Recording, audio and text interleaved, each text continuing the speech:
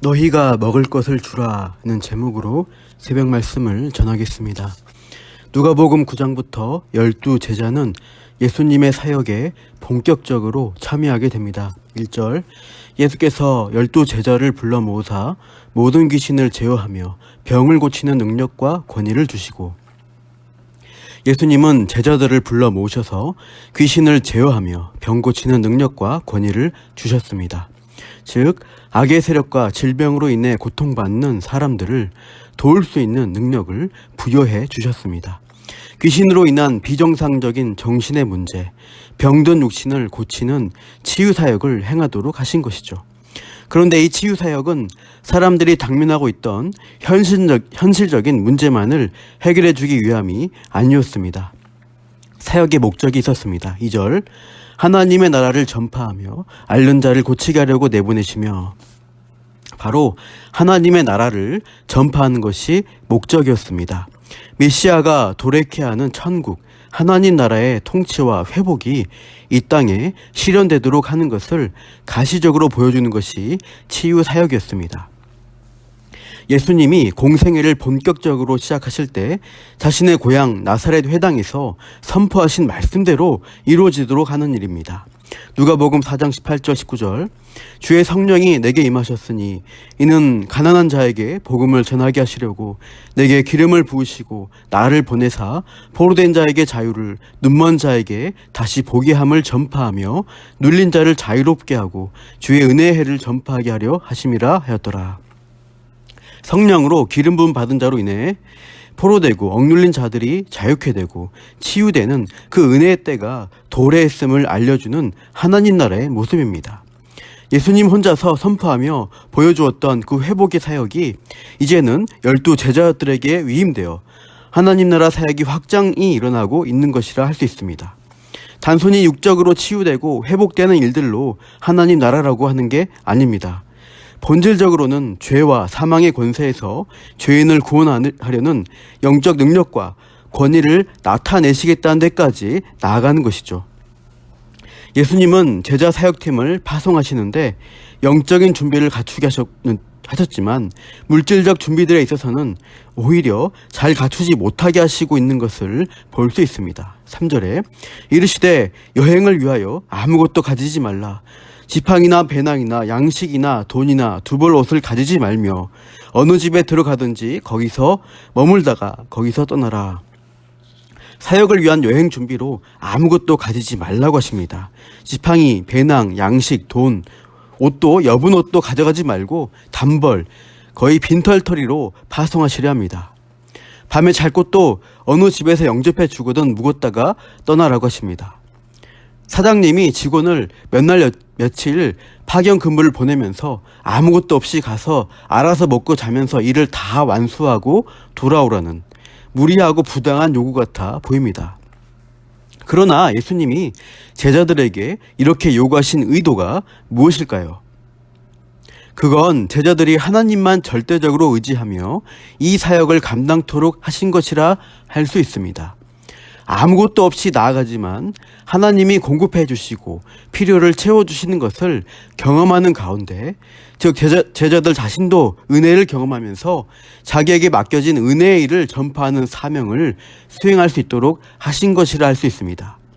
사실 제자들 자신에게서 치유의 능력이나 기적들이 나오는 게 아닙니다. 내 능력으로 내가 가진 어떤 자질로서 하나님 나라의 사역을 수행하는 게 아니라는 말입니다. 자칫 신유 능력이나 성령 집회를 한다고 하시는 분들이 자신에게만 특별한 능력이 있다고 자랑하는 경우가 있죠. 모르겠습니다. 정말 성령의 능력으로 사역하시는 분이 있을 수도 있지만 상당수는 성령의 역사라기보다는 다른 영의 역사로 보입니다. 결국 교만해져서 바른 말씀의 길에서 벗어나 사교 집단으로 변질되거나 이단 교주처럼 되는 경우가 부지기수입니다. 그들은 거짓 사도인 것이죠. 그들의 공통점은 자신만이 특별하다고 주장하며 자신에게서 능력이 나온다고 강조하는 것입니다. 그래서 예수님을 따르게 하기보다는 자기를 주로 섬기게 하고 인간 교주의 왕국을 건설하게 합니다. 그러나 예수님이 세우시는 참 사도의 모습은 그렇지 않았습니다. 자기의 이름을 내고 자기의 능력으로 사역하지 않았던 것이죠.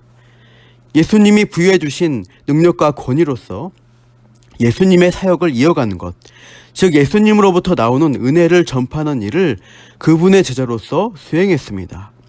예수님의 사역을 전파하도록 보내심을 받은 자들이 참 사도들인 것이죠. 그렇게 6절 제자들이 나가서 각 마을로 두루 다니며 곳곳에 복음을 전했습니다. 그러자 세례 요한이 다시 살아났다, 선지자 엘리야가 나타났다는 등의 백성들의 반응이 일어나고 세속 권력자인 왕, 세례 요한을 처형했던 분봉왕 헤롯이 심히 당황하며 놀라게 되는 큰 영향력이 일어나게 됩니다. 10절에 사도들이 돌아와 사역 보고를 하는데 예수님은 제자들에게 쉴 틈을 주고자 한적한 곳으로 떠나자고 하시죠. 그런데 11절에 무리들이 알고 따라왔습니다. 그때 예수님은 피곤하게 한다며 그들을 내치지 않고 영접해 주셨습니다. 그들의 갈급한 마음을 아셨고 불쌍히 여기신 것이죠. 그래서 12 제자들이 두루 전했던 하나님 나라에 대해 가르치시고 치유 사역을 또 하십니다. 11절 하반절에 하나님 나라의 일을 이야기하시며 병 고칠 자들을 고치시더라. 예수님의 사역의 초점은 항상 하나님 나라에 대한 것입니다. 이 땅의 나라가 사람들의 최종 목적지가 아닌 것이죠. 우리의 종착지는 하나님 나라여야 함을 항상 알려주시고 계십니다. 예수님도 성경 전체의 말씀도 하나님 나라에 들어가는 것이 가장 중요한 인생의 목적임을 강조합니다. 그 하나님 나라의 역사를 보여주는 단적인 표적이 오늘 본문에 나타나는데 그게 오병이어 기적입니다. 오병이어 기적이 얼마나 특별했는지 사복음서에 공통적으로 다 기록되어 있습니다. 그만큼 중요한 사건이라서 마태, 마가, 누가, 요한이 전부 기록하고 그 사건의 의미를 전해주고자 한 것입니다. 예수님이 종일 말씀을 전하시는데 날이 저물게 되었죠. 우리가 말씀으로 배부를 수 있겠으나 분명한 것은 제자들이나 무리나 다 육적으로는 배고픔을 느끼게 되었습니다. 그래서 제자들은 더 빨리 이 많은 사람들을 내보내서 각자 식사를 해결하고 묵을 곳을 찾아가게 하자고 건의합니다. 그만큼 우리가 할 수 있는 것은 다 했으니 이제 그만하자는 것이죠.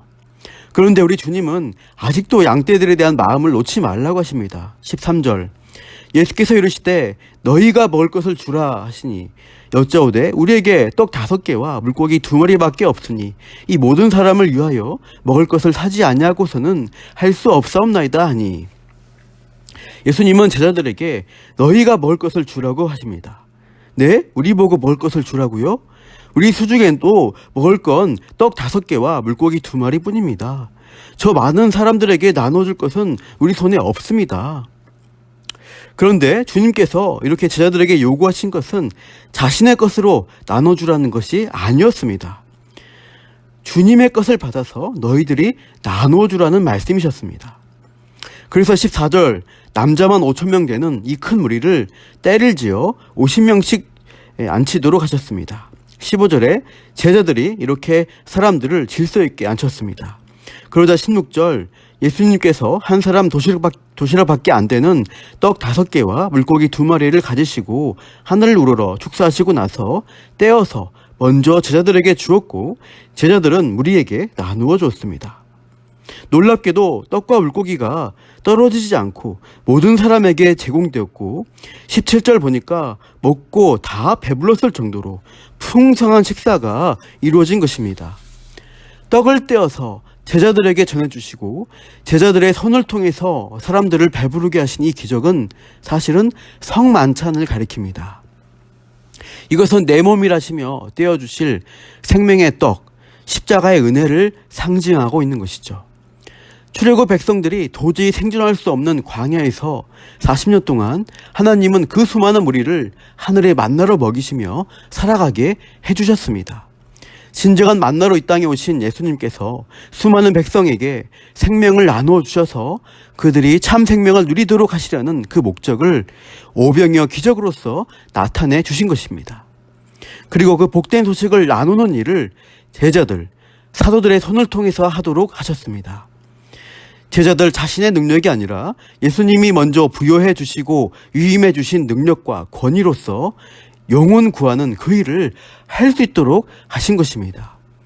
우리 역시 예수님의 제자로서 보냄받은 사도로서 부르심을 받았습니다. 우리가 질그릇과 같이 화려한 이력도 없고 능력도 없이 보잘것없고 초라할지라도 이 질그릇 안에 담긴 보배로운 예수 그리스도, 그분의 능력이 있기에 하나님의 역사가 일어날 수 있습니다. 고린도서 4장 7절, 우리가 이 보배를 질그릇에 가졌으니 이는 심히 큰 능력은 하나님께 있고 우리에게 있지 아니함을 알게 하려 함이라. 하나님은 우리를 통하여 생명을 구하는 일들을 하시기를 기뻐하십니다. 파송받은 12제자가 아무것도 없이 나아갔지만 주님이 주신 능력과 은혜가 있었기에 하나님 나라의 일을 전파할 수가 있었습니다.